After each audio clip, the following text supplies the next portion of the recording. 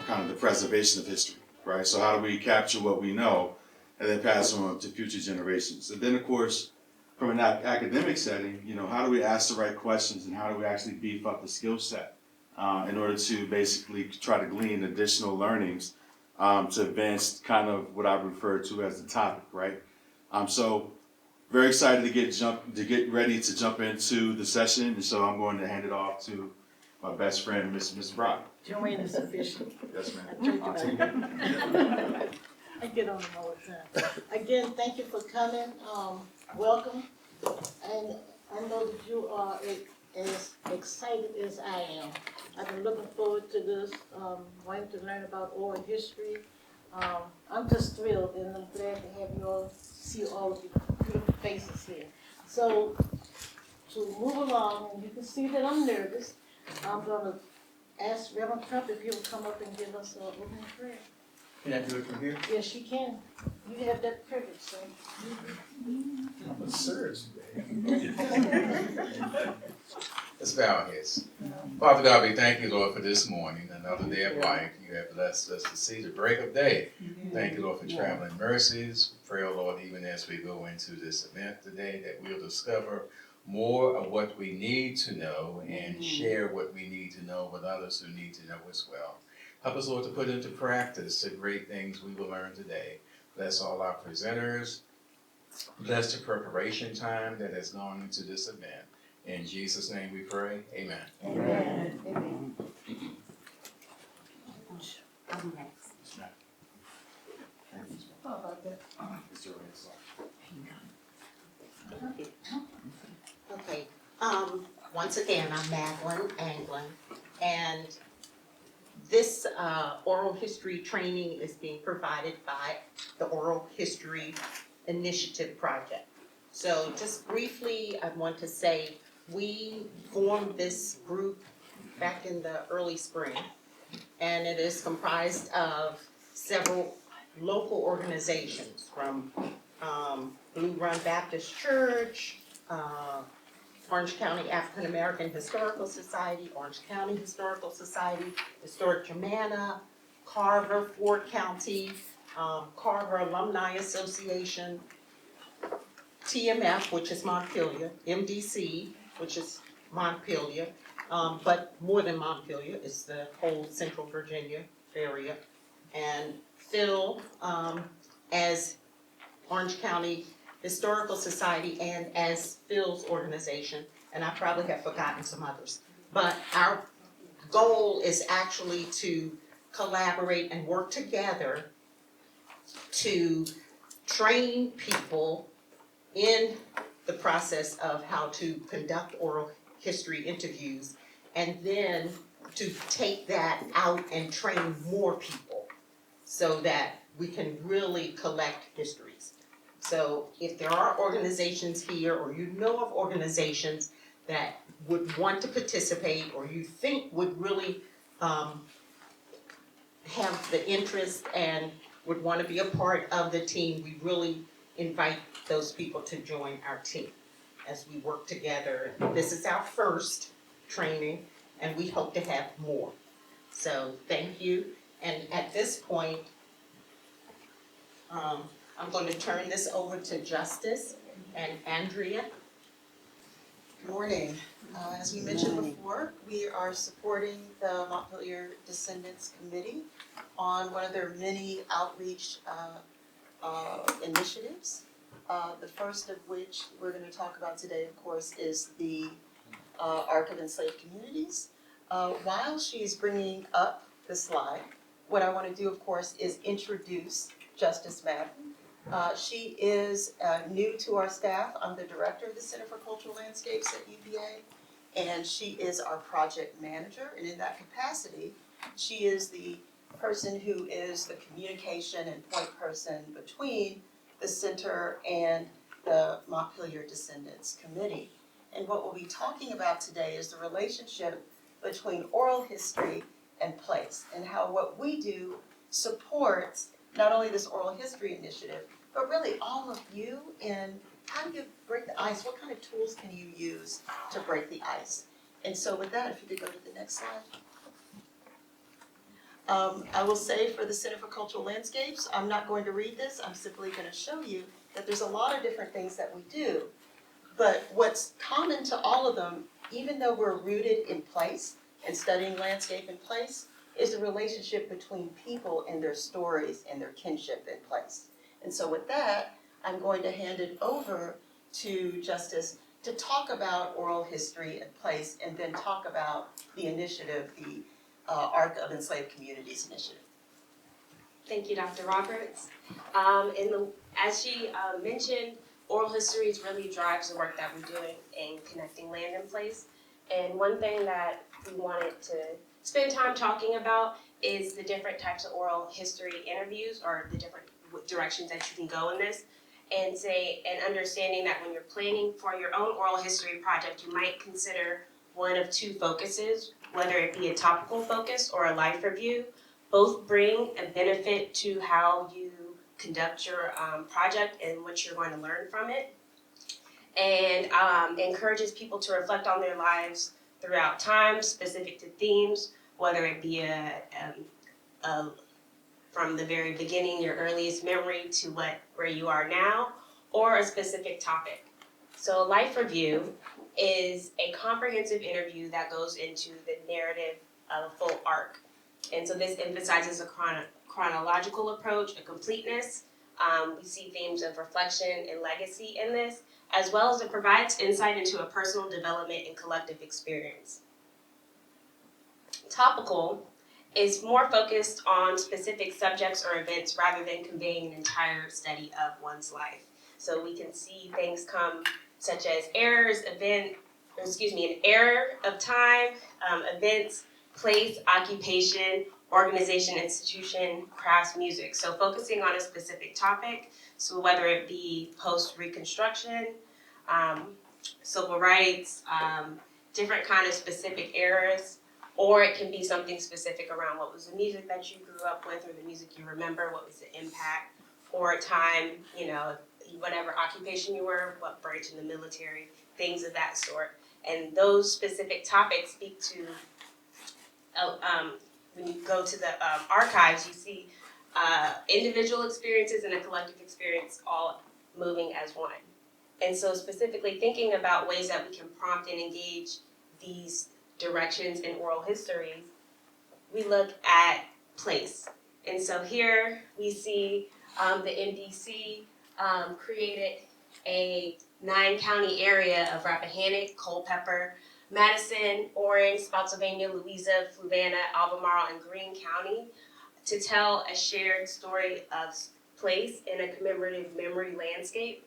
And so this speaks to the concentration of enslaved families who were all linked to plantations of Montpelier, Monticello, and other surrounding areas, and the high concentration of families that were moving in between these 9 counties.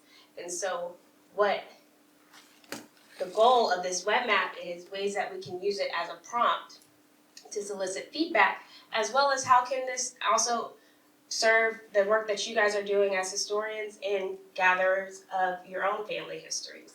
So as we're looking to see, have you heard of NDC's Arc of Enslaved Communities? Then we take a look further, and then we see, do you see yourself in it, or do you see something missing? And so our goal with that is to inform NDC's strategy of engagement, of how this works, to keep building out that map and building out things that we have aggregated from public history, but knowing that that's not complete, and that it's the oral histories that really drive and provide a rich detail to what we already know is an incomplete piecing of history. And so in this we have points of landscape types that feature churches, cemeteries, schools, lodging, road maps to see how they connect, or maps to, the roads that connect all the counties throughout the map. And our goal in this is to engage creatively, engage you all to envision a commemorative landscape in the region. Also identify the groups and the spaces and places where folks are, such as churches and schools, and then also listen to partner for potential listening sessions of what we can add to really make this map comprehensive and serve the NBC's goal, which is to serve you all. And then, so in that, like I said, collect impressions and thoughts. So if you take a closer look at orange, you see that we have all of these places that have come from publicly sourced data. And so this becomes a place where we can start to generate what do you see and what's missing. So there's a large amount of what we will ask. And so I see some folks are having their glasses. You'll have an opportunity to be able to see this in a closer way, but I just wanted to have this up here as a reference to see that this is where we start, but we know that there's spaces in between this that provide more context to what is currently in there. And so this is also one county, and this is all the other 8 counties that you saw have similar landscape types based off of the information that we currently have. And so our goal in this is to host listening sessions. And so basically we want to piggyback on your events, church meetings, any kind of organizational meetings, events that you may have, to be able to take the map that we have right here and engage with you all, put right on it, trail and see, like, I know that this is here, this is a cemetery here that I've passed, or this is a school that's missing, or actually it says that this neighborhood is called whatever, but I refer to it as this. So all of these things that take a map that reflects information and makes it alive to reflect what the oral history and what the community is saying.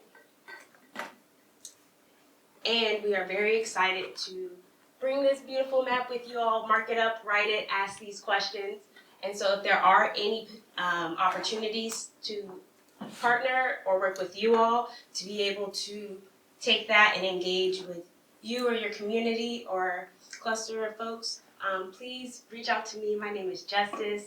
I have my email address right here at cclevents.edu, and I also have flyers as well. And just explain that there's 2 different types of maps, because there's a web map which is electronic, and then there's a paper map. So Yes, maybe just thank explain you. that. So we have thank you for letting me clarify that. So we have this paper map right here, which is a printed version of a web map. And so the web map is, it has filters where you can go through all of those landscape types and isolate county as well as isolate landscape type. And then what we do is we bring this map and we work with you to fill this in on what's missing. And we ask the question. So we get really tangible with that so that we can make that web map more robust and reflective off of what you all are saying. So really just connecting the idea that oral histories are just having a way for that information to be aggregated and to inform more oral histories. So thinking of the map as a tool for how you all do your own personal research or your own community research. All right, thank you.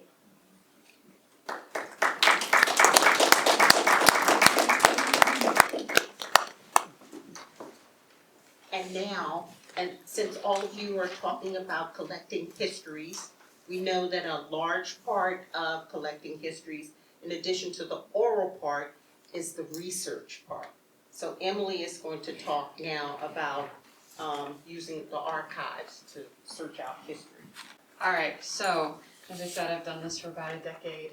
I like working with paper documents quite a bit, and really every archive, when we're talking about archives, we're talking about historical societies, churches, courts, courthouses, museums. There's tons of different kinds of things that make up archives. So everyone's experience is going to be really different. And so I wanted to give you all a couple of tips from my personal experiences working in archives that will hopefully help you be efficient in your work. Because when we're doing archival research, it is expensive. Not only is it expensive to think about parking, but is it expensive to think about your time if you're working for a client? So how can you maximize the way that you do work efficiently? And hopefully this will be something that you do both prior to and after you conduct oral history interviews to help fill in some of that material. So I'm giving you all 5 tips. to conduct really effective archival research. And tip number 1 is to think about what are you researching, what is your question, what are your goals. I've got 2 examples here of research questions. Now these are my current research that I'm doing. So outside of Montpelier, I've been researching for about the past 4 years what happened to the enslaved people that were at Oak Hill Plantation, which was owned by James Monroe after Monroe's death. One of the people that was there was a man named John Baker. So here are 2 examples of the ways that you could approach John Baker. And one of these questions I think is going to be really effective, and one is not a good choice. So the top one, who was John Baker? Let's think about all the different ways we could answer that question about that human being's experience. What are his relationships? What was his life like? What did he do? All these different questions. So if you walk into an archive with a question like that, what is likely going to happen is you're going to be overwhelmed with the possibility, and it's not going to help you really focus down. The second question, who are the parents of John Baker, who was enslaved at Oak Hill Plantation in Loudoun County, Virginia in 1836? To me, that is the type of question that is going to get you the best outcome, because it's a really specific piece of information you're looking for. John Baker's relationship, his parents, who are they? And then, what do we know about John Baker? So that'll keep you focused as you go along to think about, what you already know versus what you're really trying to figure out. So the first thing, figure out what you're going there for. The second tip, identify collections that are going to be able to answer that for you. What kind of documents might answer that question? So if we're talking about John Baker's parents, it might be on his death record. It might be on his marriage record. Just make a list. You don't have to know everything there is to know about every document. Just start with a blank sheet, start listing. Birth records. We're talking about enslaved people. So we have to look at their enslavers, because there might be records under those enslavers' names that will give us more information. Records describing sales, probate records, church records, newspapers might all have that information. And once you sort of figure out, there's a great resource on Family Search, which is a free website through the Church of Jesus Christ of Latter-day Saints. They have a family history wiki where you can look by location and figure out what records still exist. Finding aids for archives is also a must look before you ever step foot. So the example I have here comes from UNC Chapel Hill's library. And I know it's really hard to see because it's kind of blurry, but the little middle entry that we can see right here says Southern Life and African American History 1775 to 1915 plantation records. Antebellum plantation records such as journals, crop books, account books, diaries, letters, documents, the lives of both owners and enslaved. Materials are drawn from across the South. So as you're looking at different archives, don't just stick to the county that you're looking in.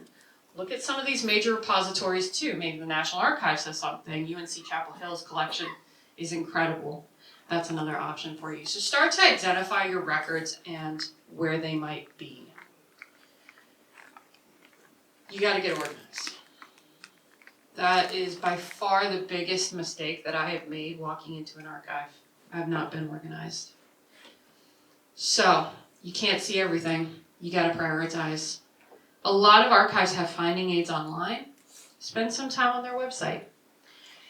These images are from the Notarial Archives in Louisiana. It's an absolutely incredible resource if you haven't looked at it.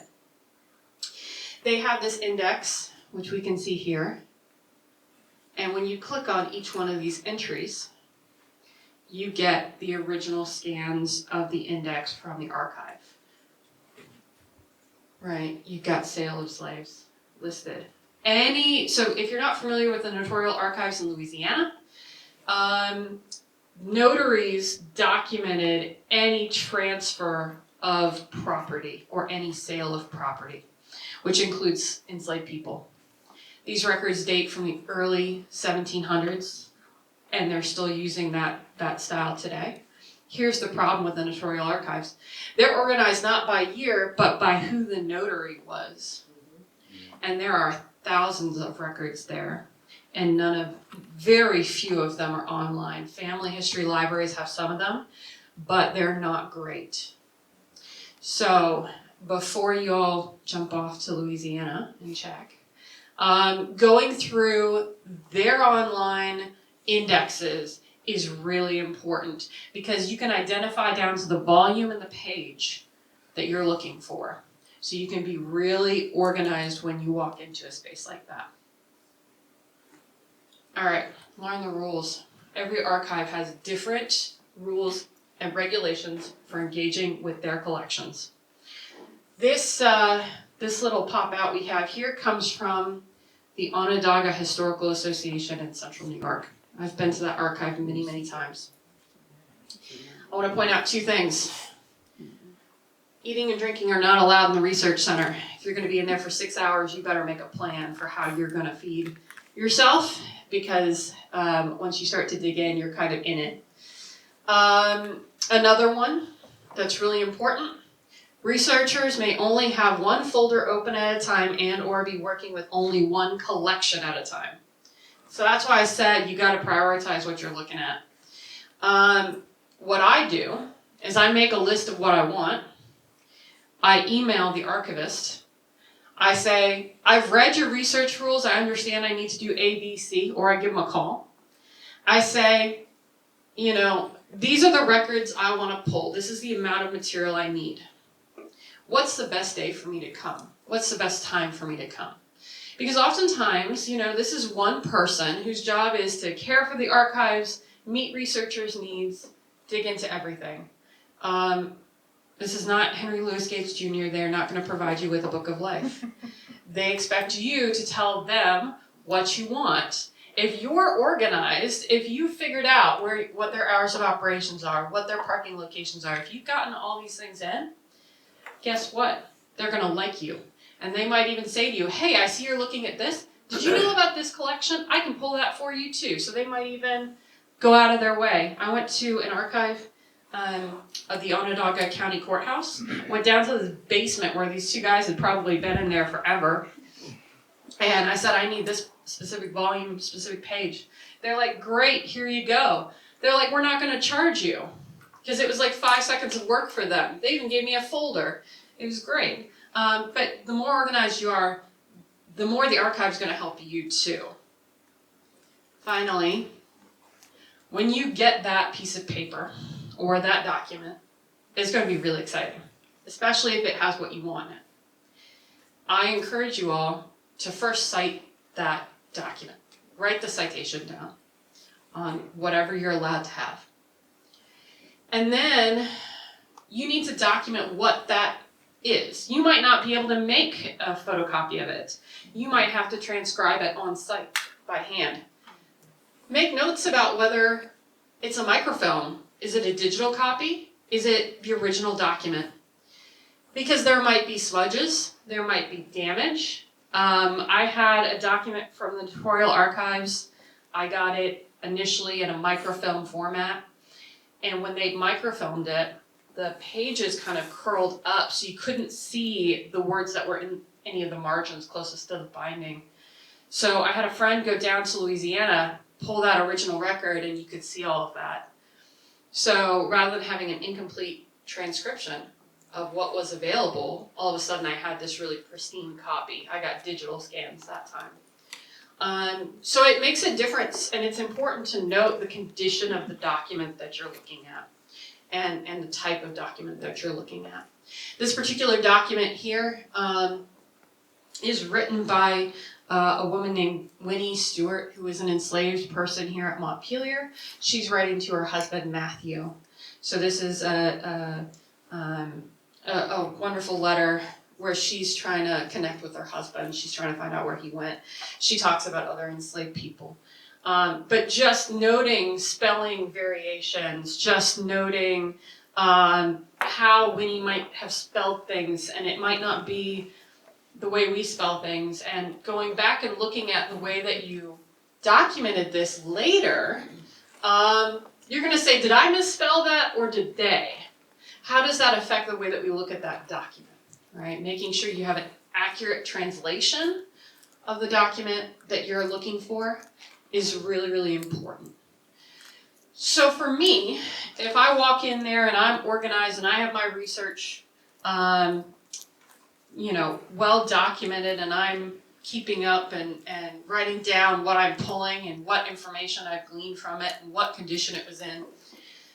Sometimes these projects, sometimes this research will take years. You will thank yourself in 2 to 3 years looking back at what you did there, even though it might have been really time consuming, because now you have a really good understanding of what was available. Even writing down the process you went through to access the archive is really valuable, because if you have to go back again, you can say, okay, I know I have to pay for parking. I know this is the parking garage that I can park in. I know that, to access this archive, they're going to charge me $10 just to get in the door. So making as many notes as you can about, the work that you're doing is really valuable. So that's what I have for you guys. I'm going to toss it back over to Madeline. We're going to keep on rolling, and if you guys have questions for me during our break, you can always ask. The 6 hours of oral history interviewing.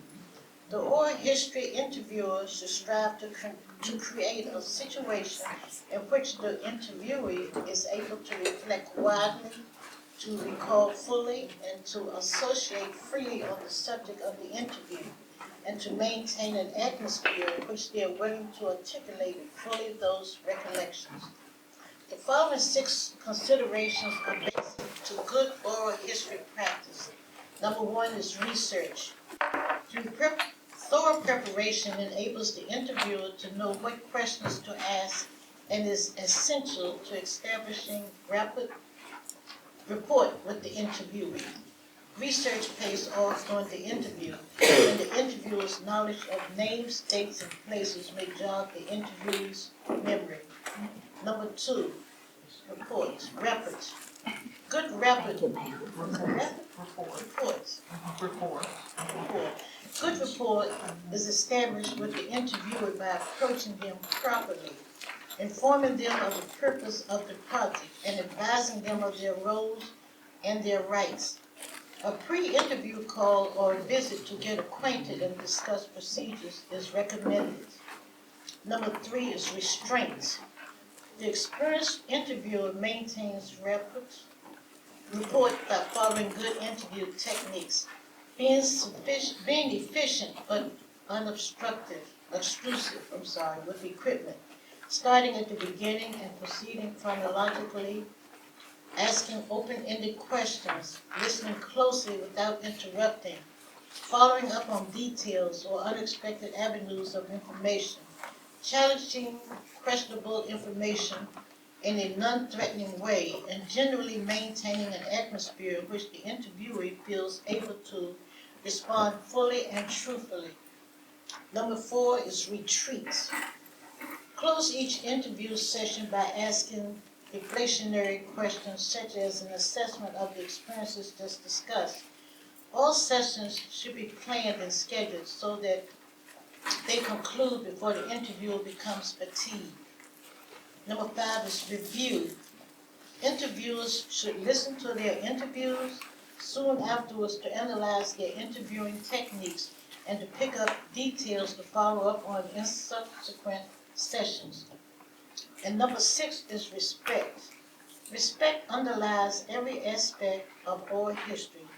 Respect for the interviewee as an individual, their experience, for the way they remember that experience, and for the way they are able and willing to articulate those recollections.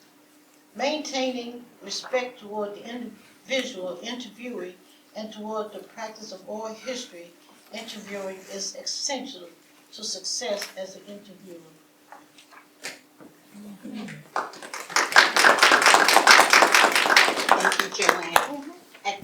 point, Rashida Curtin will come up, and she's going to delve into each of those steps in more detail. Good morning, everyone. I didn't introduce myself earlier, but my name is Rashida Curtin. I am a descendant of the Central Virginia area. I'm also the board treasurer for Montpelier Descendants Committee. And a little bit about why I love oral history. I've been doing oral history for about 25 years now. I started when I was approximately 13. I moved to Ghana, West Africa, and had an interest in knowing where my maternal side of the family came from. And at that time, my grandmother gave me a family tree. So that's my first time speaking with an elder and learning about my family history through tradition. It was then that I realized that history for African Americans were not really available or wasn't accurate in the history that was taught in schools. And I pondered, why was that? So in West African communities, they have their own trained historians. They conduct a lot of their history via oral histories, and also known to be done by what they call griots.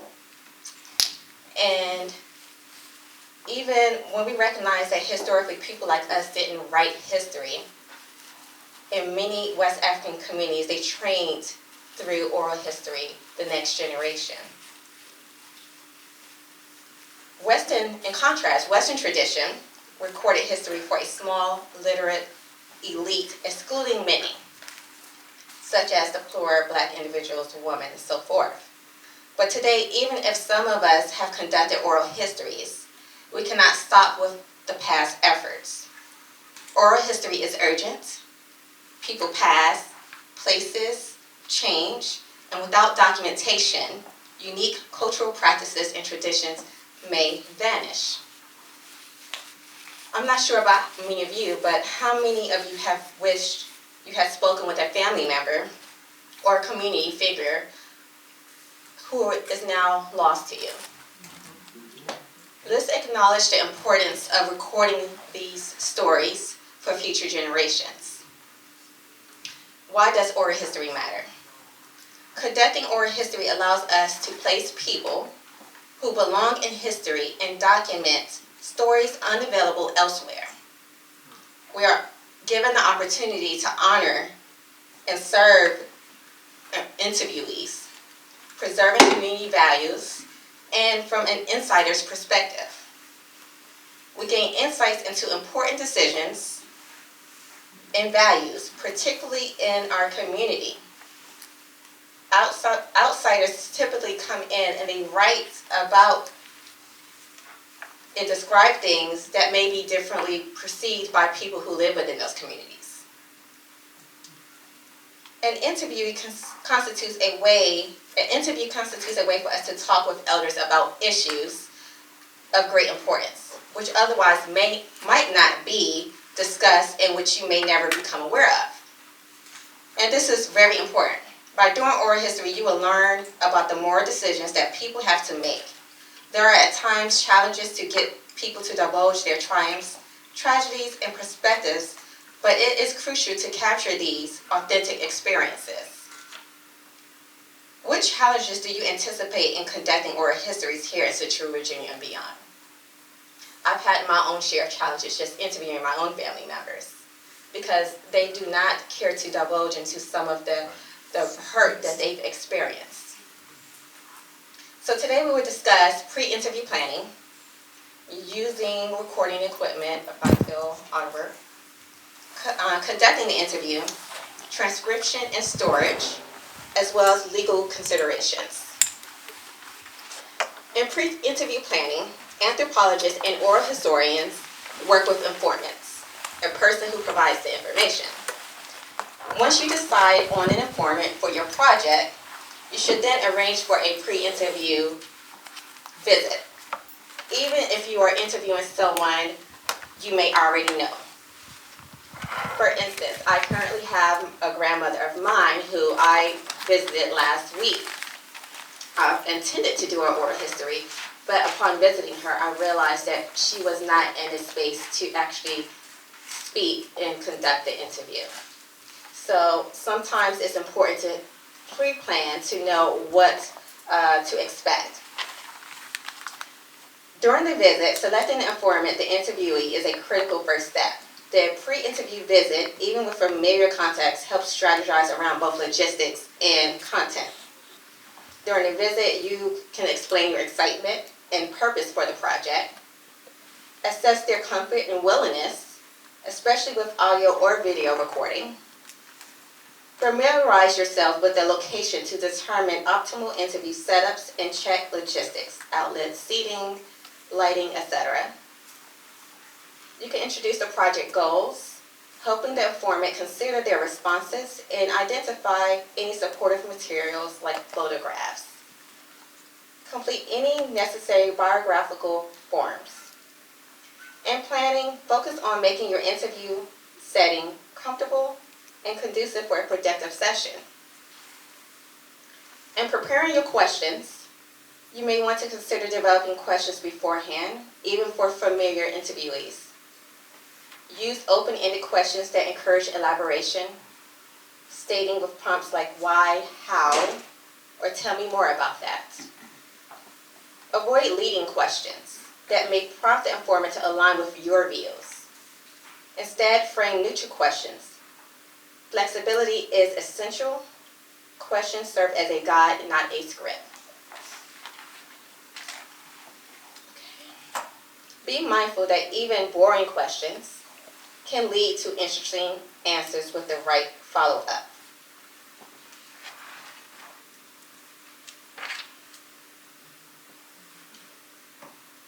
You will use those questions as a guide to keep on track and as a checklist to be sure that you covered all of the essential material. Do not allow the tail to wag the dog. The questions are to serve you. They are not your masters. Be flexible. What kind of questions should you ask? There are a few examples in your book list that you may have in front of you. But ask what we call open-ended questions, questions that demand more than a yes or no, or a one-fact answer. You don't need a long, detailed list, rather a short list of general questions that you would like to ask. Thinking of productive questions is not easy, but we do have some expertise because we question and listen all the time in our lives. Although sometimes we're not the best listeners, we'll talk about that a little later. Here's one way you can start to think about your interview questions. Think about the person you would like to interview. Think about why you chose the person to interview.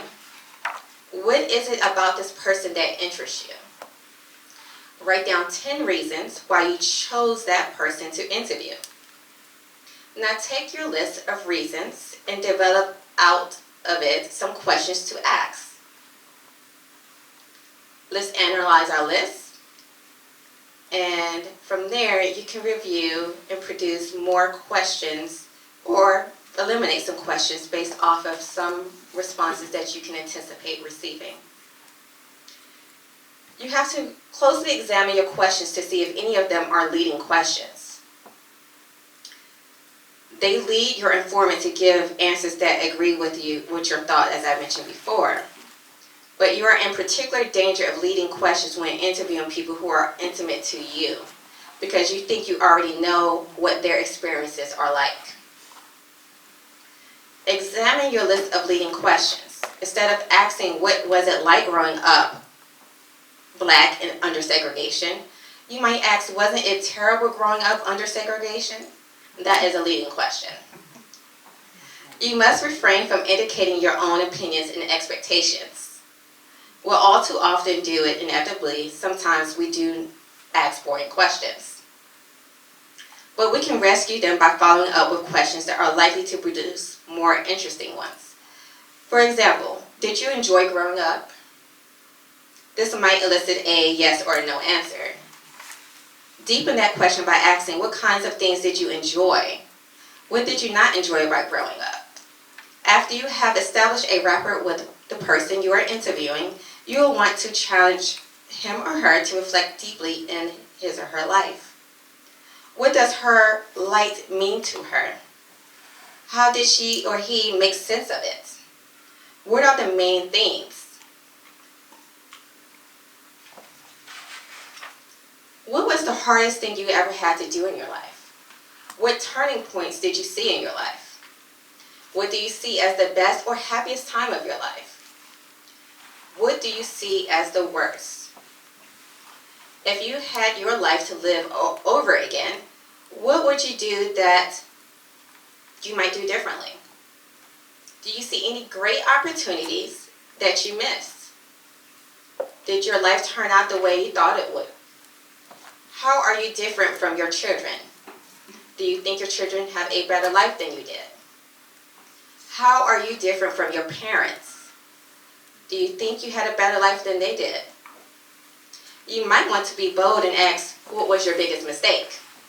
Or what scares you most in life?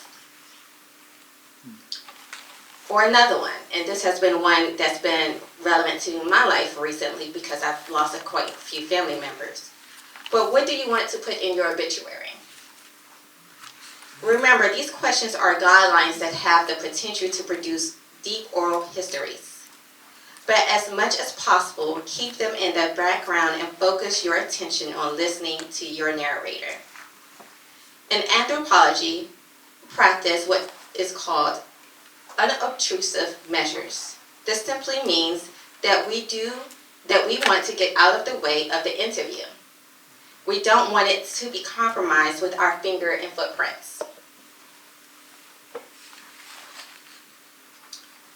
So now that you've gathered your questions, you're now ready for your interview. When you arrive on time, of course. Establish exactly where you will sit and where your informant will sit. Where each of you will be comfortable and removed from any disturbances. Unless your informant has a favorite chair or room, sit across from each other at the dining room table. Sit where you can maintain eye contact, as well as monitor any recording device or look at photographs. What happens when you arrive at the interview and find that your informant has invited a friend, spouse, or child to sit in? This is generally not helpful, so you might suggest that you interview the interloper later. If that doesn't work, just make sure that your informants know that only one person can speak at a time. But try to discourage the presence of more than one interviewee when possible. Start your interview by recording a verbal introduction or a tag that's at the start of the recording.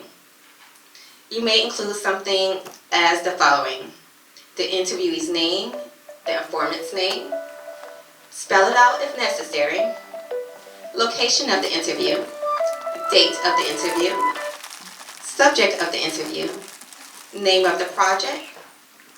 If you play back the tag, you can adjust the sound level to make sure everything is operating properly. This exercise may also relax your informal format and help him or her not to be put off by the sound of his or her voice.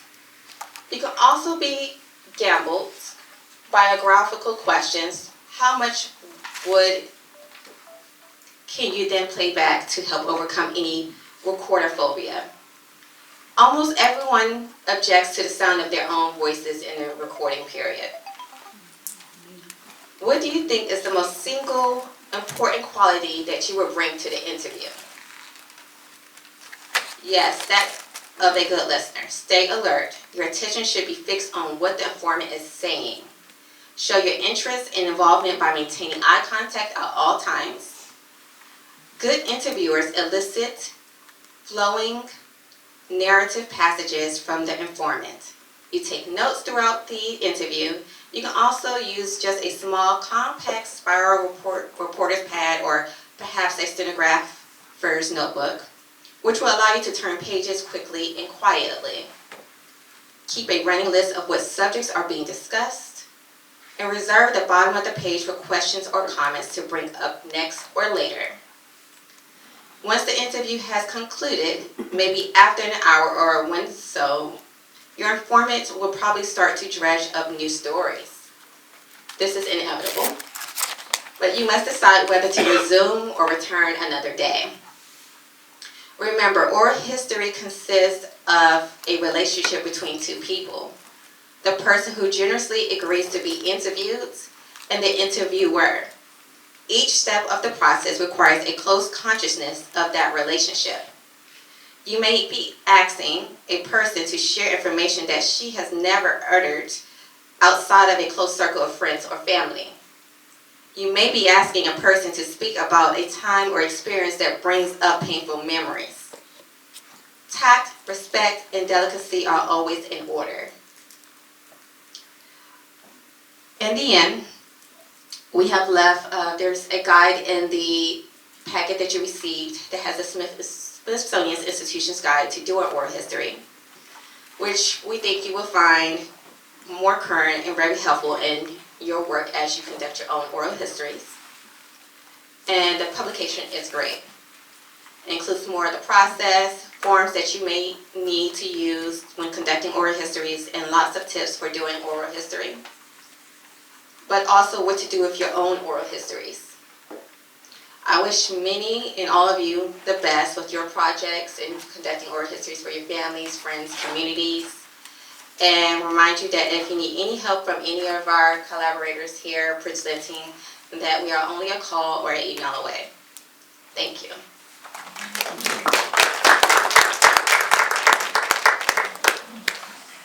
Now, we're going to have Phil and Reese, because a big part of this is being able to record your interviews. I mean, unless you're some kind of shorthand person. But the visual part is great too, if people are willing to do that. So they are going to talk to you about the recording process as well as the ethics involved in this whole process. Thanks so much. This is going to be very informal. We don't have any prepared remarks other than some notes. You have a copy of my oral history interview guide, I think, in your packet there. It covers some of the things that have already been covered much better by Rashid. So I just want everybody to know this is a personal opinion, but I wanted to focus on the first three topics that are on that sheet. And the first one is a hidden reason why we need to do oral histories. And it's a very personal reason. It is, and the reason is this: your memories are your most precious possession. They are second only to your children. And the reason they are your most precious possession is because once lost, they cannot be replaced. Amen. So what we are doing here with oral histories is preserving these irreplaceable memories, so that the person, when they leave us, when they are robbed of their memories by dementia or death or both, they will live on. It will leave a legacy. And so that's another reason why this is important. Okay. So let's get down to the nitty-gritty. Reese, So, as Madeline mentioned, there are two types of recording when collecting oral histories. There is just the collection of audio recording, and then also visual recording. And audio recorder right here. yeah, they are great, but we would really encourage you all to try to get a visual recording as well, because if you are only recording the audio, then you are missing out on a personal aspect, the intimacy, the visual expression, and the emotion that comes with seeing somebody tell their own personal testimony. And I think almost everybody has one of these smartphone nowadays. It's actually pretty awesome how accessible technology is nowadays. That's really all you need. So if the person you are interviewing is willing to consent to visual recording, we encourage you to do that. you could get a simple iPhone or any model phone tripod at Walmart or Target, probably $15-20. They're really not that expensive. And for conveniency, there's nothing really better than that. There's also, work with what you got. You can prop up a couple books. I've used a water bottle in the past to prop up my phone. Really anything works. And I'll add that these little tripods like this, they're flexible, you can attach them to things. You can get these at Best Buy, you can get them at Walmart, you can get them online. They have a universal attachment so that you can attach a small camera to it. And really the best thing to do, other than the phone, is to get a small camera, such as I have around my neck. You can get one at Walmart for less than $200, and a tripod for $15, and then you're in business. Zoom is also fabulous because you can actually record using Zoom, and then you can send the video to your phone, and you can edit direct to your smartphone. Yeah. That's a great The one thing I'll warn you about as far as your phone is concerned, you better have the room, the memory on there. Video takes up a lot of memory. You know, an hour-long interview is going to eat up maybe 4 gigabytes of space on your phone. So if you don't have that space on your phone, you're not going to get the interview.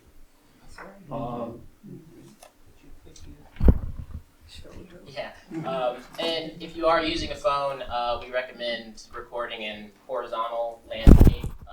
Kind of better for kind of capturing oral histories. Other questions? I was just gonna say, while we're talking about these things, if you want a camera set up, the museum has a camera set up that we are happy to let people use and set up for them, and you can come to the museum and use it. There's absolutely no charge. We just want to be able to provide the equipment for people to collect these histories. So that is something that is on the table for everyone in this room and any organization that you work with. We have that available at any time for folks. Great. Also on your phone, make sure the battery's charged. And the other thing on your phone is that when you're recording, the little red lights that needs to be on. If it's not on, you're not recording. The other thing too, he mentioned landscape mode. This is one of my pet peeves. We have eyes that go like this on the side of our head, not like this. Don't hold the phone in port position. Do it in landscape. That's the way we see. That's the way we watch television. Why people record like this, I don't know, other than it's convenient. But just turn the phone around so it's like this. Okay, I'm done with my rant. So the next thing we're going to talk about is the interview location. So the first thing, the first question you're going to ask is, are you recording inside or outside? And we recommend recording inside. Outside is fine, but you have a lot more external factors that are going to come into play. So with lighting, a cloud could block out the sun, and wind is my #1 enemy when recording. So just a lot of more external factors. Recording inside, you have a much more controlled environment. And then picking out where an interviewer's home or a comfortable place. You want to make sure you have a comfortable space for somebody to feel open enough to tell their stories. And also, it just kind of fits the context of an oral history, having a comfortable space like a living room while somebody's giving a personal testimony about their life. And I will add to that light is very important. Light. And do not have a source of light behind the interviewee. This is going to blow them out and they'll just have a completely featureless face. In other words, don't have a window behind them or even a bright light.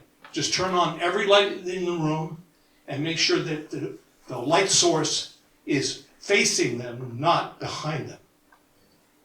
Yeah, and with the mention of Zoom, the conveniency of that aspect, if you have a family member that lives far away that you might not get to see as often, that's another opportunity to connect with somebody without distance coming in as a factor. The other thing that you need to be very aware of is extraneous noise. You don't want to have TVs running, radios, stereos, screaming children, barking animals, lawnmowers, leaf blowers, any of that stuff going on in the background.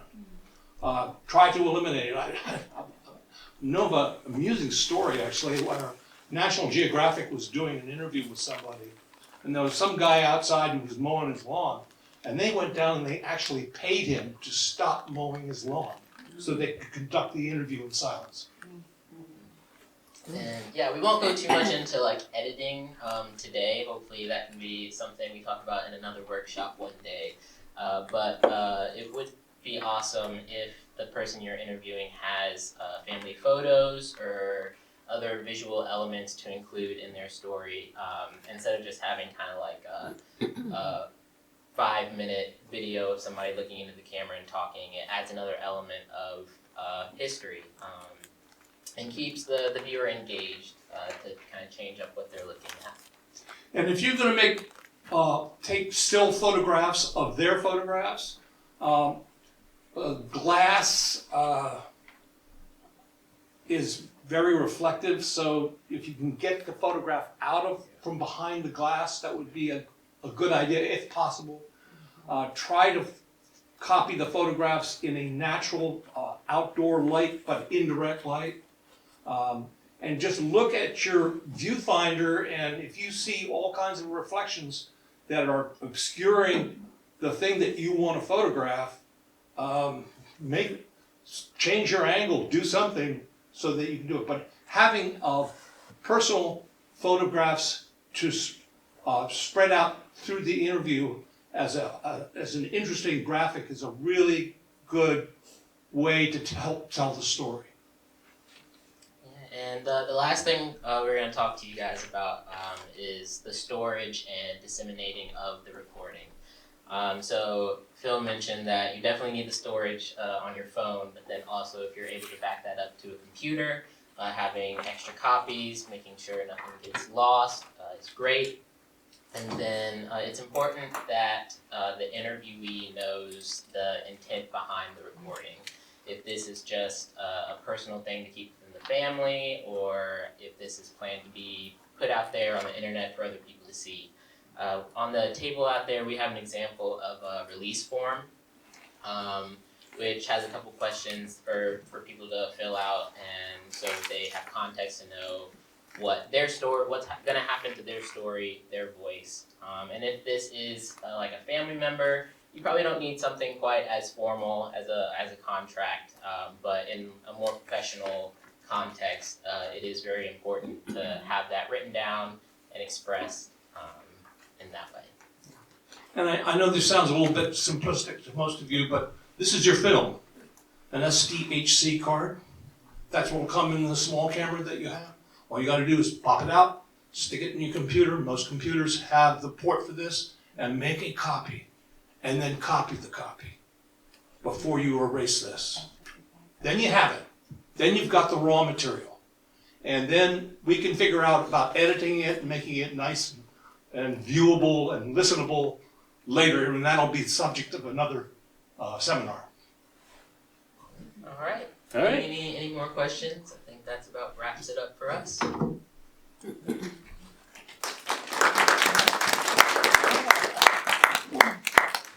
So you're talking about permission. So when should you do that in this whole process? You know, with the forms, when do you get people to sign? I would say in the beginning. I think it's important to be clear and upfront from the beginning. And that kind of allows somebody to feel more relaxed when giving kind of these personal statements. Because if you kind of wait till the end after they've given their whole spiel and you're like, hey, by the way, I'm going to post this on YouTube, they might have some problems with that. And just to avoid all that awkwardness later on, it's nice to be clear up front. Yeah, and the nice thing about the Smithsonian form, which I think we passed around, there is an option there for the interviewee to place restrictions on the use of the interview. And they should be made aware of that, and they can write that down, and then, and I kind of joke with people, I say, this, make sure that you're not gonna see this on America's Funniest Home Videos. Do you suggest using a microphone, and if so, is there a microphone that you might say? I'd say for conveniency, I think that your regular phone does a decent enough job of if you are kind of limiting those kind of external noises. But obviously, if you have access to a microphone, then they are super great in collecting clear audio. Sennheisers is a pretty common one I use most often.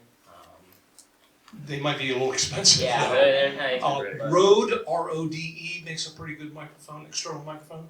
That's a really good question because this is an oral history. And so the sound, the voice is very important.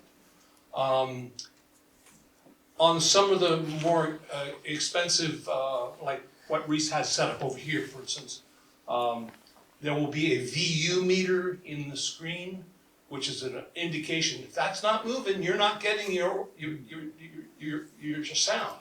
So make sure that the VU meter is actually moving. But that's a really good question.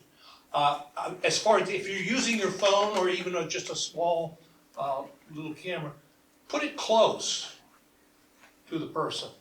And when you run it, start it, little red light is on and recording. Leave it alone. Let it run. Don't be zooming in and out. Don't be panning back and forth. Just let it run. Just set the person's face up, head and shoulders, and let it run. Rune Arledge of ABC Sports had a famous line. He said, "Let the film run like water." And that's what they did. That was when they were using film. Now you've got digital. You can let it run. You're not wasting anything. What about lapel mics? The film rights. Lapel Lavaliers. Are they good or not? Oh yeah, they're great if you have a way to plug it into your camera. Yeah.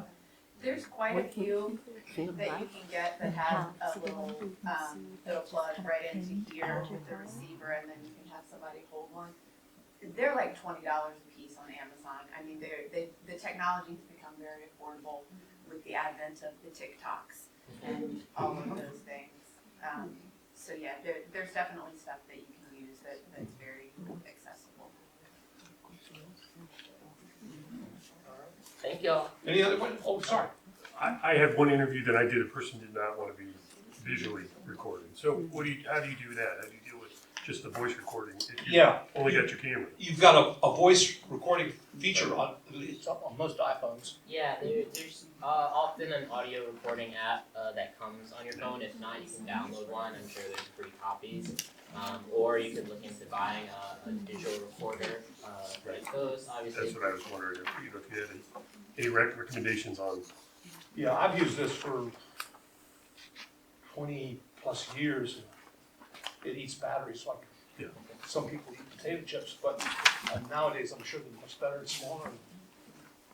It was an older individual, she just was very uncomfortable with. Sure. It's understandable, yeah, Absolutely. that's not an uncommon thing. Yeah, it's a conversation, not an interrogation, but it's, You can also use your notes feature on your phone. Once you record it and stop it, you save it, and then again, you can send it to your computer, or you can send it phone to phone. But the notes feature won't do face, but it'll still get really, really good audio. I've used that. good tips, all good tips. Any other questions? Okay, thank you.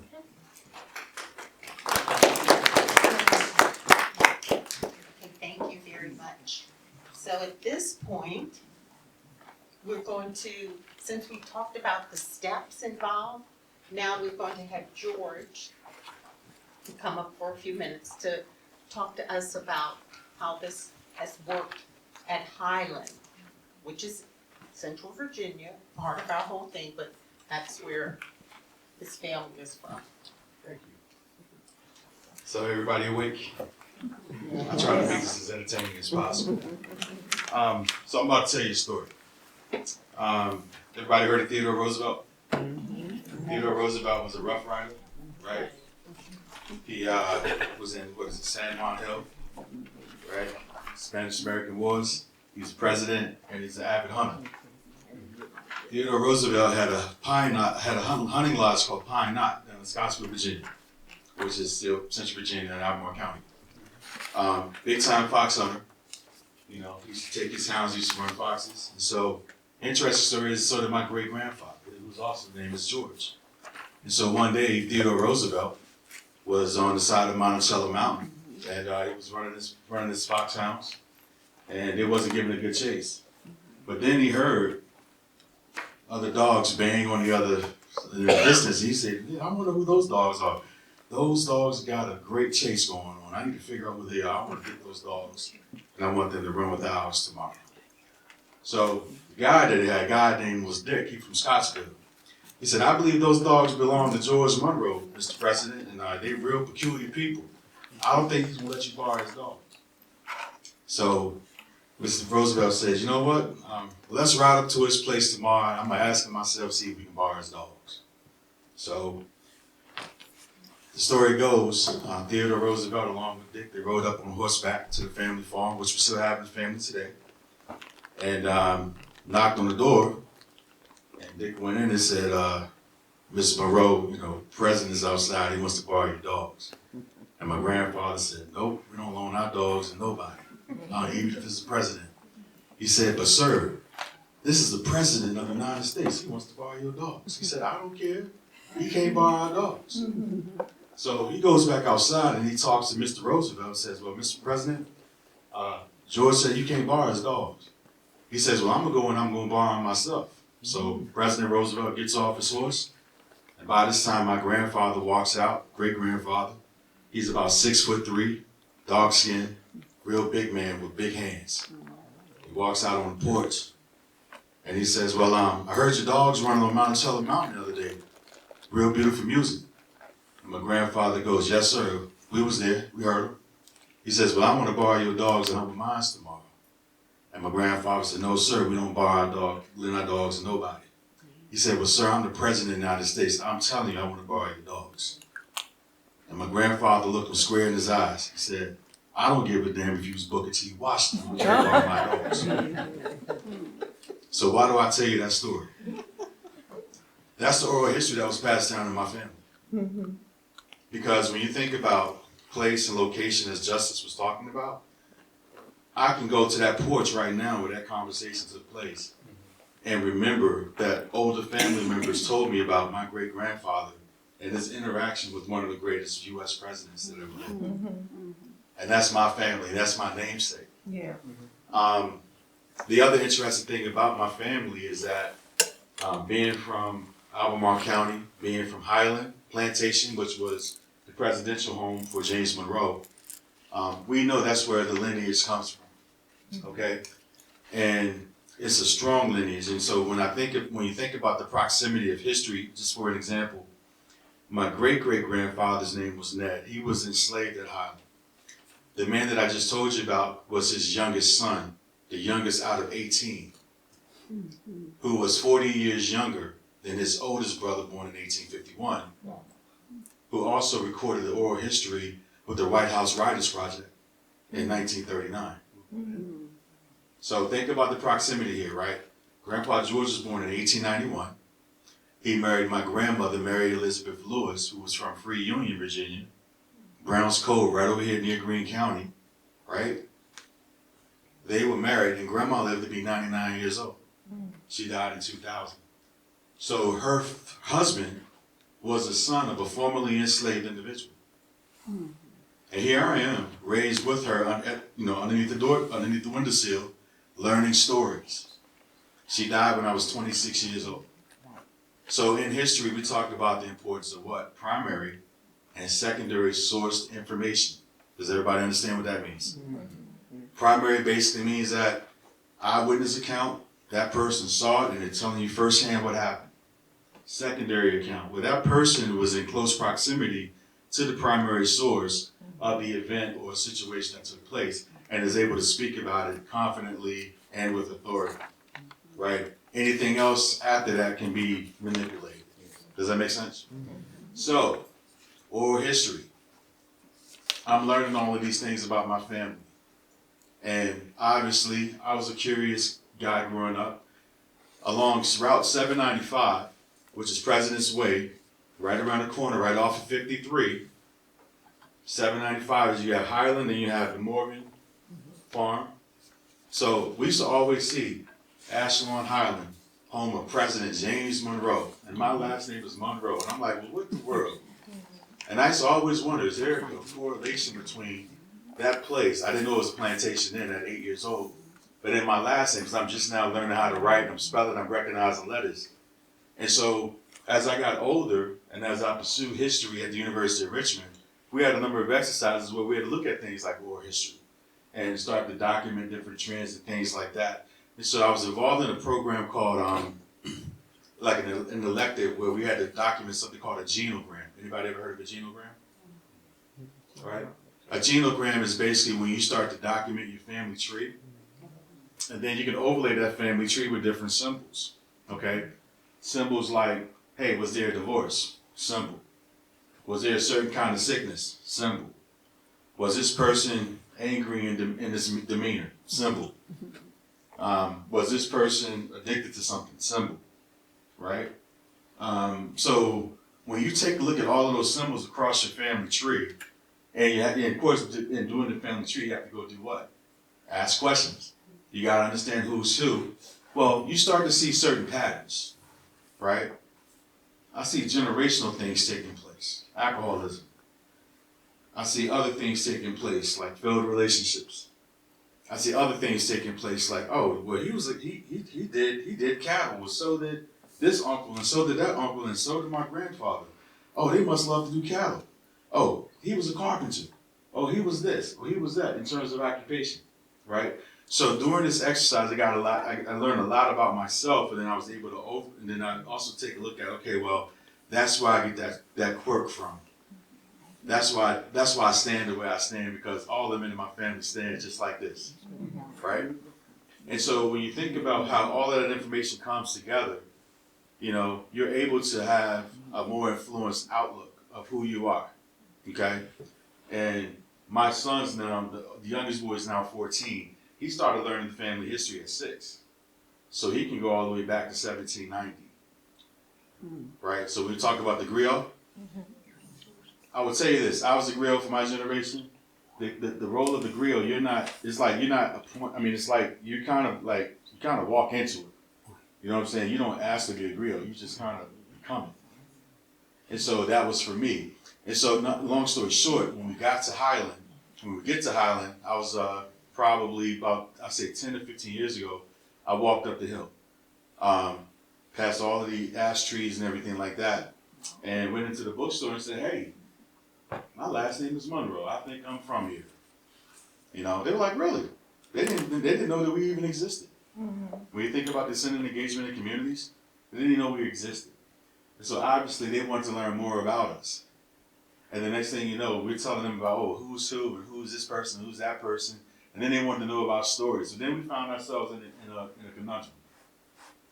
Because then there's that one family member that says, what are you going to do with all this? What you going to use it for? Are you trying to make money off of it? How are you going to do all of this? So then, here we are over the course of a couple of years, we're sharing all of this information with Highland, and they're affiliated with who? The College of William and Mary, a research institution, which basically means that any information they have is free to the public because they're a research institution. So we had to come to some understandings quick with the staff of Highland, who are great people. And we were like, well, we're not comfortable sharing all of this information because we want to know what you want to do with it.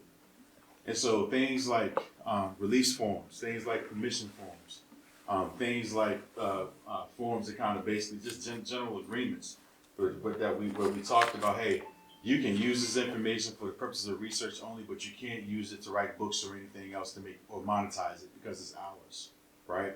And so those are the types of conversations that we had to have at the onset to make sure that, number one, our legacies were protected and that they couldn't be exploited, whether it's for monetary gain or for someone looking to do some sort of work where the family couldn't benefit. So it's important for you all to own your stories, own your narratives, and protect your narratives at all costs. Okay, and then that way you can kind of, kind of drive the direction of how and when that story is used. Okay. Any questions for me? Question on Yes, sir. what you're speaking about, story, your story. Who else got that besides you?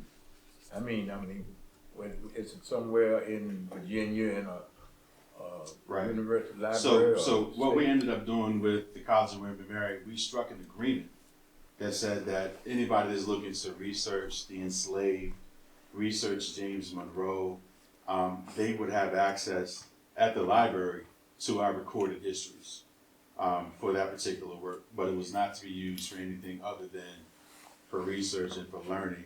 And then, of course, if there was ever something that was greater than that, they have instructions as part of our agreement to reach out to us directly for permission. And then we as a family have the Monroe Families and Descendants Group, where, if there's any sort of request like that, we have a board where that goes through and we'll say yes or no, we feel like that's appropriate. We were approached by a documentary filmmaker out of Maryland, and she wanted to basically, document the family history.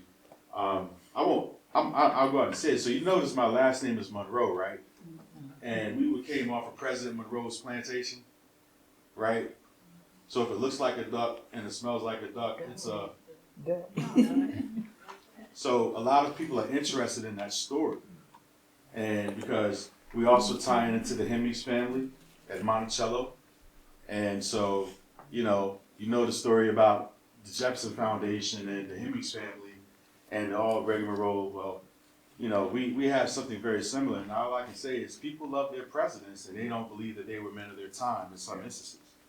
But when you can look at your oral history that tells you otherwise, and then you back it up with science where you get the DNA that also paints the picture and validates the oral history that you were told and shared, then that paints another picture that you have to really consider these things seriously, right? And so that's why it's important to make sure that whatever information you're sharing, history is not static. History is always evolving, because the more we dig or the more we uncover or the more we research or read, that history can expand itself, right? And so it's important for us to continue to protect what we know at the time we know it, so in the event that it does grow, you have command and control of that as it comes about. Does it resonate with what I'm saying? Y'all feel what I'm saying? Okay. Awesome. Any other questions? Yes, sir. George, I got the impression when we were doing some of the Zoom meetings that actually some of this history was written down pen to paper as opposed to recorded on a device. I've written it down, just for the simple fact of I am writing on a book, and it's titled American Like Me, right? And the reason why I titled that is because when you all look at me, I look, 5'11" is 6 foot on a good day, depending on what kind of shoes I got on. About 275 pounds, right? But I look African American, don't I? On the surface, right? But then when you get into the whole thing around DNA and jet match, it doesn't appear to you that I'm also 18% Northwestern English, 3% Germanic Europe, 3% Norwegian, 2% Southeast Asian, 2% Scottish, 1% Irish. So the interesting thing is when you start to kind of have the oral history that tells you who your folks are, and then you start to overlay science with that, then it gives more credibility to your oral history, right? The other thing is too, it breaks down barriers, right? I've been to all of those countries that I've mentioned just now, just because I'm on a decent search for who I am, right? Norway is probably one of the most favorite countries I've ever been to, right? But I'm also Southern Bantu, which means that I've hit Ghana, I've hit Nigeria. I've been to Kenya, I've been to Ethiopia, I've been to all of these different places in search of culture to inform my worldview, right? That all started by Oral History Project. So think about how that expands and how you can take that and then, use that to basically help change worldviews, right?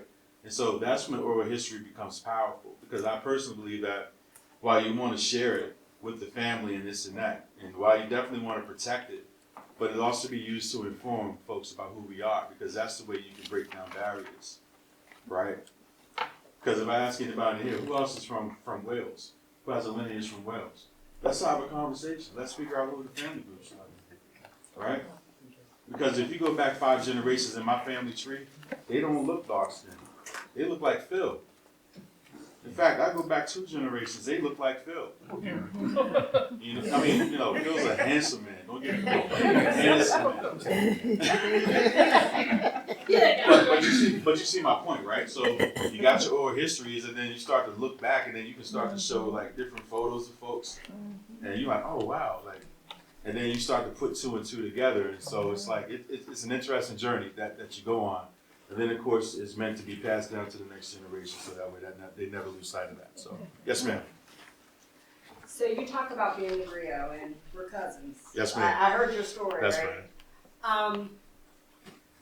How much of your experience, because the calling that happened to me that made me the family griot seems to be something that happened through the DNA.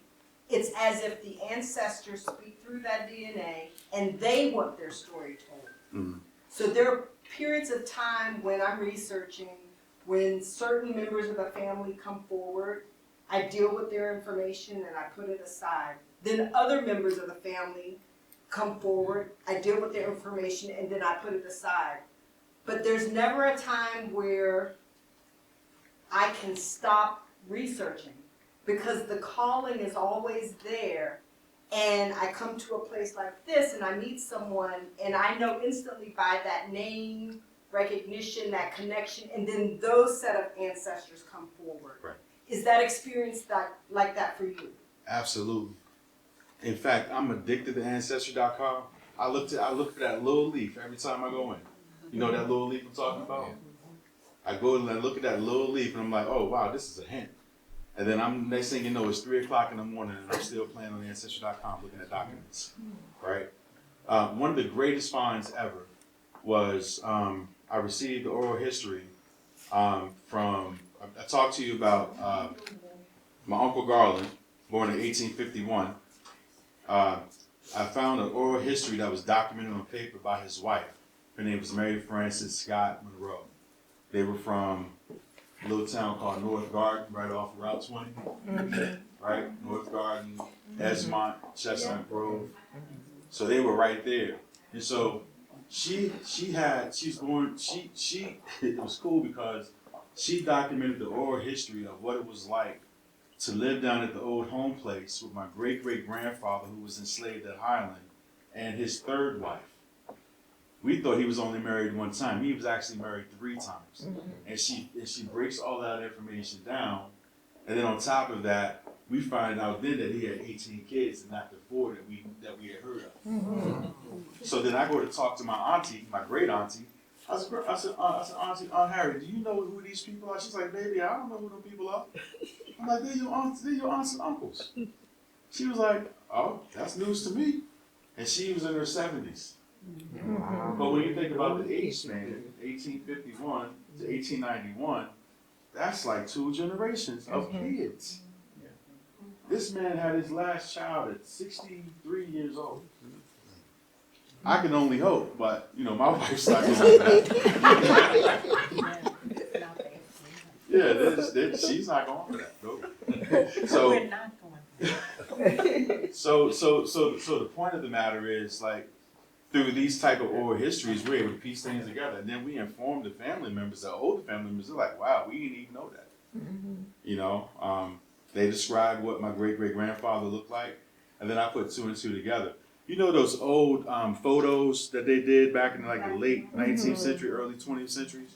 And they were, I forget the name of the photo, but it's like, they were like I don't know, like 24 by 30. They look Irish looking, yeah.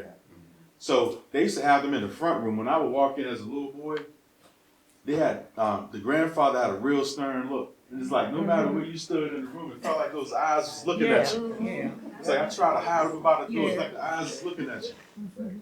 Found out that was Ned.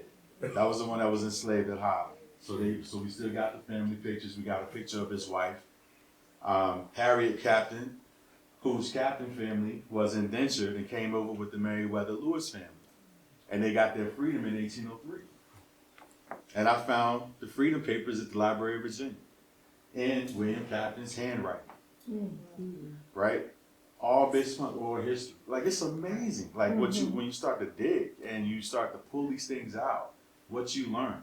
Meriwether Lewis, like Lewis and Clark, right? So, and then come to find out William, because he was really light, he escaped slavery, got his freedom papers, moved to Toronto, Canada, and became a plasterer. And because some of his family members were still in Virginia, because of their shade of skin, they didn't pass the paper bag test. Everybody know what paper bag test is? They couldn't pass, so therefore they had to stay in Virginia. But what was he doing? He was working in Canada, bringing money back, and he purchased their freedom. And they lived right down here in Fluvanna County, right outside Keene. Right? So all oral families. But anyway, I could talk all day about it. I know we're on the schedule. So thank you.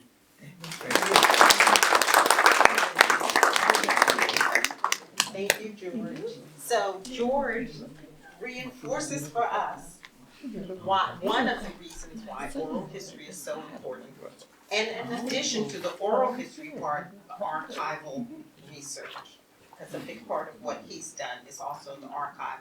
And storing that information, storing the history. Something that for us as a collaboration team, I'm just gonna briefly say this, that's a topic that we're going to be discussing further. You know, you had the option of keeping your own history, but we're hoping as a team that you're going to share some of that history so that we'll have a richer history of Central Virginia. And so at this point, we're gonna take a break. So let's assume that we've established identity and all that. We've gone through the formalities. Okay. And we'll start by saying that it's a conversation, not an interrogation. And then I'll let you just run with it there. Hi, I'm Esther. I'm a Virginian, born and raised in Virginia. How about you? Very nice to meet you, Esther. My name is Rebecca to friends and family. And I'm actually not from Virginia, I'm from upstate New York, and will gladly fight anybody who doesn't agree with me that New York is the best state. Okay. I have relatives from upstate New York. All right, we're good. Yeah, we got it going on. Look, what has brought you to this area? That is a great question. I came here actually for school. I started out as a field school student with the archaeology department, and I never left. I became an intern, then a technician, and then the oral historian, and then a community engagement coordinator for Montpelier. Oh, great. But I want to know though, do you miss your family since you are quite a distance from home and family? Yes, I miss them very much. Yeah, I have a sister, an older sister, and my mother and my young nephew who all live in upstate that I miss terribly. Okay. Now, I'll interrupt here. The question was, do you miss your family? And she could have said yes. But she's talkative.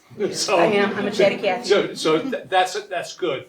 But maybe it would have been better to ask a question like, tell me more about your family. And as opposed to asking questions so much, you could say, tell me more about, or tell me about when you were a child, or, that type of thing. Yeah. So, can you tell me something from your family history that probably has brought you into the field you're in? That is a really good question. For me, actually, my father wasn't really that proud of his family history. So my mom's white, my dad's black, and my dad wasn't very proud of his history, and so I didn't really learn a lot about our history from him. So I became a historian originally to learn more about African American history, culture, and such. So yeah. That's great, that's great. So now that you're involved in this, do you kind of like enjoy just meeting people or finding more out about people? What is your favorite thing in what you're doing? Another really great question. My favorite thing is that I'm always learning. I'm always learning. And it challenges what I've learned in school every day. And the truth, the family stories that I get to learn from my role here, that is just so inspiring, and it makes me hope for the future. So then you do see similarities in family life here versus your family life from where you originated from? Yes, absolutely. To a certain extent, just because from the few glimpses that I was able to get from my dad and his side of the family, yes, I do see a lot of similarities. But again, they're kind of scarce. So. Yeah, another example of a yes or no question. So try to avoid those. But again, she's great talking to her. And sometimes you'll get people who go, "Shut up already." Truth. So if you had to make a quilt about yourself and family, what would be something interesting that you would want to put into that quilt? Great question. That is an amazing question. Way to go, Esther. That's a great question. That is amazing. Yes, for real.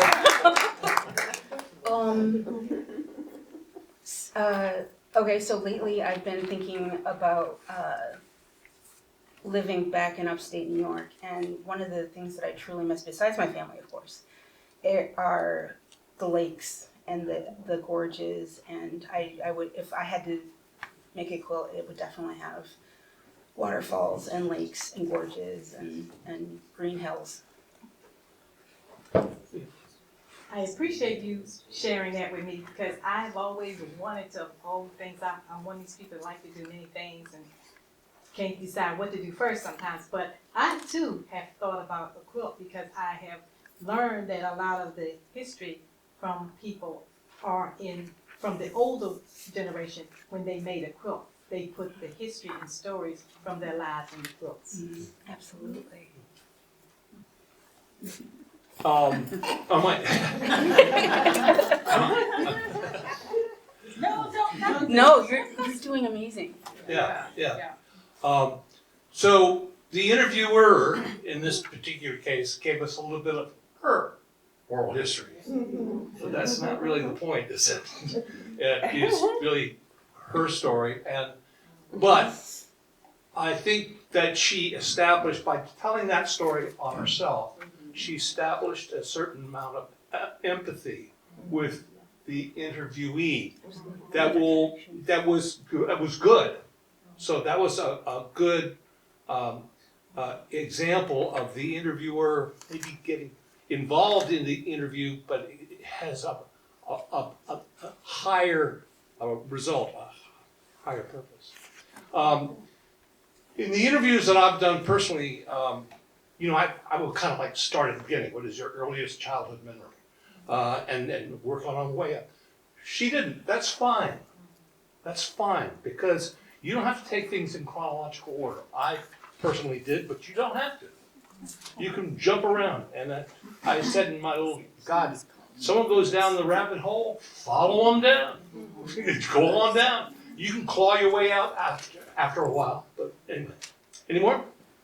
Yeah, I'd like to know what's your most high experience from elementary school through high school, through college, most memorable thing about someone who impressed you and who you've become? Another amazing question. Way to go. So it's two people actually, and it's my grandparents. Because my mom was a single mom, my grandparents helped out a lot, and I grew up with them traveling the world and them coming home and showing me amazing slideshows of all of these amazing places that they've been. And I knew that one way I could get to all of those places that they had been is through my education. So they kind of inspired me to see the world and learn. Have you ran into anyone who you found had a similar childhood story to yours? That is another great question. I don't know. I would love to meet somebody that is impacted by their grandparents the way I was and wants to see as much of the world as possible. That'd be amazing. Yeah. I'll interrupt here and say that, it's okay if somebody doesn't know have an answer to a question. It's fine, just go on to the next one. It's not a problem. How do you feel about traveling since you are a single lady and you travel a lot, I'm sure, around the different areas to be able to do the work that you do? That is another great question, and there's a whole host of components, whether it's safety, and political climate, even religion. I think for me the toughest was when I was in Egypt. I had a chance to go to Egypt, and it was completely different. And I had to be very cognizant about the way I presented myself in public, how I spoke, who I interacted with, and how I had to be very cognizant about how I moved through those spaces. So it's always kind of like an awareness thing. You have to different levels for different areas. And also, I would like to know where, in meeting different people from different cultures and different backgrounds, what do you find in culinary and food that interests you? I'd have to say that from all the places that I've visited and I've lived, even from the West Coast to the East Coast, I prefer the food I can find on the East Coast way better than anywhere else. Whether it's from speedy subs from upstate New York or the amazing barbecue you all have down here. So I prefer the East Coast of the U.S. Yeah, I'll interrupt again and say, the culinary, the food memories, the traditions, family traditions regarding food, the preparation of food, the gatherings, all of that is rich territory for oral history. And you'll notice that Esther here, she's folded her book in half. She's closed it. She's not looking at her questions anymore. And you don't have to. Because you're having a conversation, not an interrogation. So, one of the things I'll add, and we'll close here shortly, but one of the things I always asked at the end of the interviews that I did was, what advice would you give the younger generation? And you get some really amazing answers. You really do. Anything you wanted to add? Yes, I just wanted to say that, I just want to say that I appreciate all that you've shared with me today. And the last thing I will ask you, do you feel sometime the sensory of people, since you mentioned the difference in people's beliefs and faith beliefs and other cultural beliefs, there's sometimes that put a pressure on you as you're trying to interview them? Absolutely, 100%.